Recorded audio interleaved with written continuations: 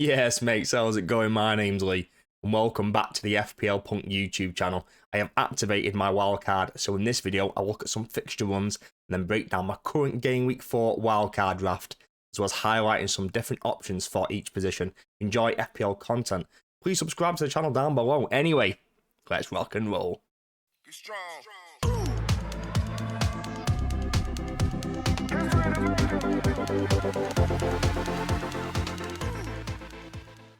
Just before I get into the team itself, I want to give you the reasons why I wanted to wildcard in Game Week 4. I like doing it in an international break. Gives me time to think, gives me time to plan. I can catch those regular price rises. I can hopefully make some money. I can correct any kind of bad mistakes, not only in Salah early on, starting with weird players and out of form players like Ben Brereton Diaz. Obviously, Barco's gone off to Spain as well. So you can just transfer out those bad picks, those unavailable players, those injured players. It just allows you just to correct anything that you might have got wrong early on. Playing early kind of puts you one step ahead of everyone else, and because you can carry transfers over for a wildcard, I don't feel like it puts you as much of a disadvantage playing as early on as Game Week 4. The next optimal time is Game Week 6. How different will my team look by then? And I don't think I'll be that far away from what people can get to in Game Week 6. So I think playing it now, using my 3 or 4 free transfers between Game Week 4 and Game Week 6, I think I can get pretty close to what it is, but I get a better team for Game Week 4, 5, and 6, basically. So that's the reason why I'm kind of thinking of doing it now. If you have activated your wildcard, leave a comment down below. So because I'm playing my wildcard quite early, I think it's quite good to kind of plan long-term holds and long-term players that I'm going to keep for quite a long time. So what I've done, I've got all the fixtures from Game Week 4 to Game Week 9 for every single team on the left-hand side. And on the right-hand side, I've just highlighted a few teams from the likes of Villa, City, Brighton, Palace, Arsenal, Liverpool, and the number of home fixtures they've got, then what is considered the number of good fixtures that they've got at the same time. So someone like Aston Villa stand out to me straight away, where they've got 4 home fixtures in the next 6, and 4 of those are considered good. I mean, so they've got Everton, Wolves, Ipswich and Bournemouth. So I'm trying to look to highlight and try and target teams that have not only got good home fixtures, but just good fixtures in general as well. Man City, they've got 4 home fixtures and what is deemed to be 4 good fixtures as well. They do unfortunately have 2 hard games in the middle with Arsenal and Newcastle. So that might put a couple of people off, and that might be reflective of some selections in my team as well. Brighton I'm kind of looking at as well, with Ipswich, Forest and Wolves kind of sandwiched between Chelsea, Tottenham and Newcastle. So that they have got some good fixtures. You can kind of cover Brighton in and around that Game Week 6 to Game Week 8. We've got some nice picks in there as well. I think Arsenal and the likes of Liverpool are just going to be good long-term holds regardless. It's just unfortunately for Arsenal right now that they've got the likes of Spurs and City in the next 2. But then Leicester, Southampton and Bournemouth in 6, 7 and 8. So maybe selecting a couple of Arsenal now, keeping them for the longer term might be the better play. But the hard part with that is that Liverpool have got such great short-term fixtures. So probably tripling up on Liverpool for 4, 5 and 6. If I am wildcarding, it seemed like the sensible play for me to do right now. I don't think there's any point in looking at fixtures beyond this point, so Game Week 10 onwards. Anything can happen, there can be injuries, and there is some more international breaks between now and then. I think Game Week 7 is the next one, so people that look into wildcard in Game Week 6, be aware that there is an international break after Game Week 7, so just kind of keep that in mind. It might kind of change your plans. Players can get injured on international duty, as we've seen with the likes of Odegaard, so just kind of be careful of that. So I think trying to target players that have got good fixtures as well as good home games is kind of what I'm thinking about from a wildcard. Let's jump in the team and see who I've picked. So first up, we've got the goalkeeper and the defence, and I've opted for Bart Verbruggen in goal. They've got great short-term fixtures with the likes of Ipswich and Nottingham Forest in the next 2. They have got a difficult run after that point with Chelsea, Spurs and Newcastle. That's the reason why I've gone for Sam Johnson of Wolves on the bench, 4.4 million goalkeeper. So I am doing kind of a rotation style goalkeeper approach. I think either one of these could be a different 4.5 million goalkeeper.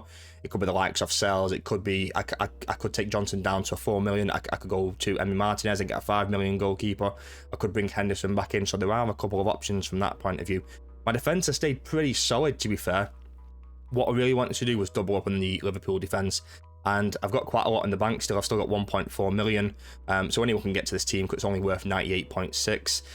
So Kanate could easily be someone like a Robertson. I just like Kanate because he's cheaper, and Robertson hasn't been as attacking as I thought he was going to be, and that's the reason why it's kind of put me off a little bit. But I think it's very, very difficult not to have some Liverpool defensive coverage, and going for 2 might be a nice bonus for me. Trent has just been a mainstay from the start of the season, is a mainstay in the wildcard team. I think you just need him right now. I think everyone's going to have him, especially over the next 3 with Forest, Bournemouth and Wolves. I don't even mind Palace, I don't even mind Chelsea at home in that last fixture there, so solid games for them. I've gone for Rico Lewis, and I bought him at 4.6, so I activated my wildcard quite early, so I have got him a little bit cheaper. It looks like he's relatively nailed, and I think he might play, and as long as he keeps playing, I think he's a great option. He's got Brentford next, then Arsenal and Newcastle after that, with Fulham and Wolves after that point, and they've got a great run. After probably game week 7 onwards, they've got a really nice run, so having Rico Lewis in the background, and even if he doesn't play, I've got someone like a Leif Davis and Greaves on the bench who both play for Ipswich. I just love Leif Davis, and there wasn't another option of me kind of like not owning someone like a Leif Davis. But if you didn't want to go for Davis, I think you could go for someone like an Anthony Robertson from Fulham. I think you could even downgrade to his Fulham partner and go for someone like a Joachim Anderson, who's 4.4, who's a great pickup in my opinion. I might even go Greaves to someone like an Anderson and just have $1 million in the bank.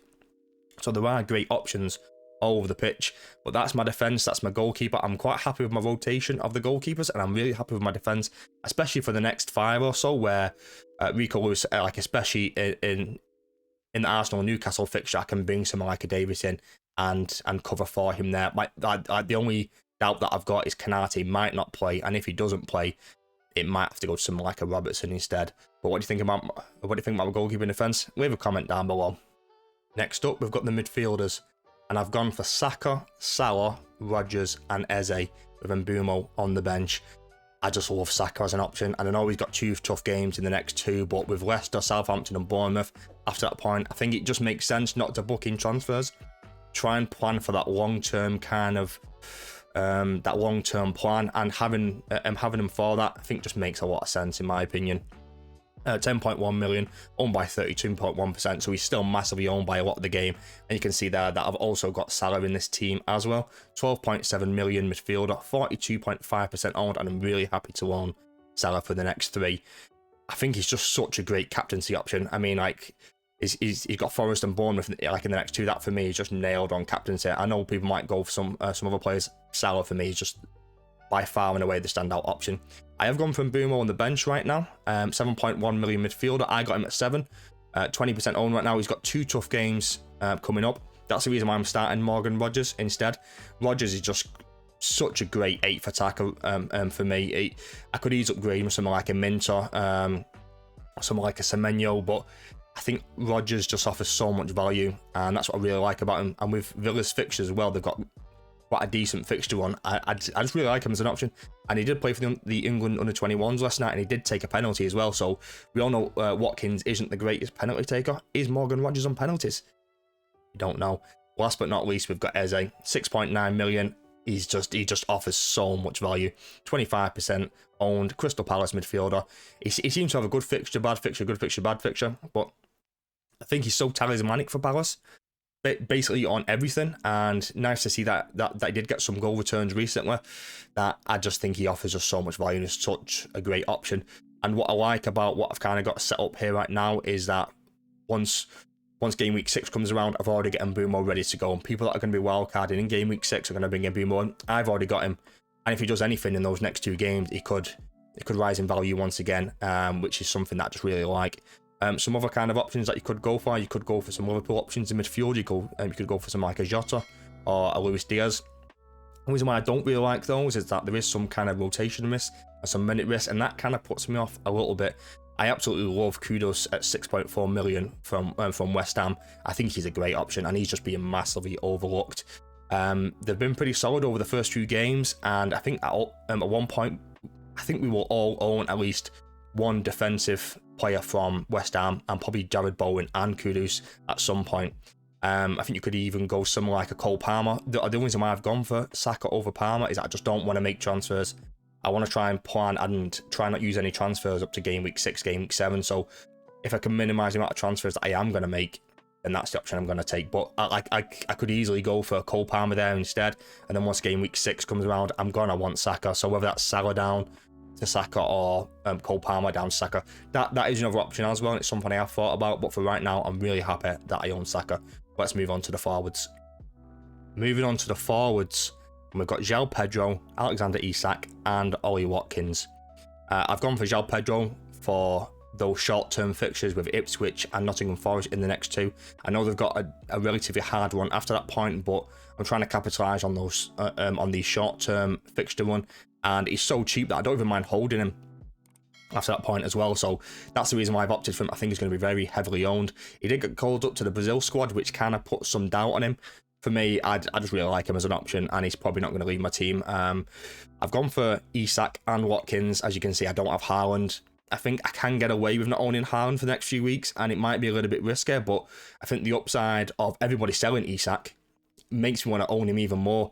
The reason why I've gone for Saka is because everyone's selling him to go and get Salah, whereas I've got Isak and Saka that everyone's selling to go and get Salah. Where I just think he's a great player, and he put out a really kind of funny comment the other day when someone asked him about FPL. He said, "I want everyone to sell me, and they can go out and score a couple of goals." So he's coming for the people who sold you, and he's going to bag a couple of goals. So yeah, just kind of keep it in mind. They've got a fairly decent fixture one. I think FPL have done them dirty a little bit with the kind of the grading of the fixtures, where they've got Wolves, Fulham, Man City, Everton, and Brighton. I think the Fulham and Everton games are probably better than what the Premier League think. So there is that as well. Like some other kind of options for that position. I did consider Havertz, just starting with Havertz, but I felt chasing the kind of the short term upside was better than holding them for through those tough games, and that's the reason why I've gone for Isak instead of like a João Pedro. I did think I could even consider Jamie Vardy. If Vardy starts, like we all know how dangerous he is, he's probably on penalties as well. But like if I didn't go down that route, I did consider Whistle as well. But I felt doubling up on the Brentford attack when I don't have the greatest bench to support those short-term fixtures was probably not the right play.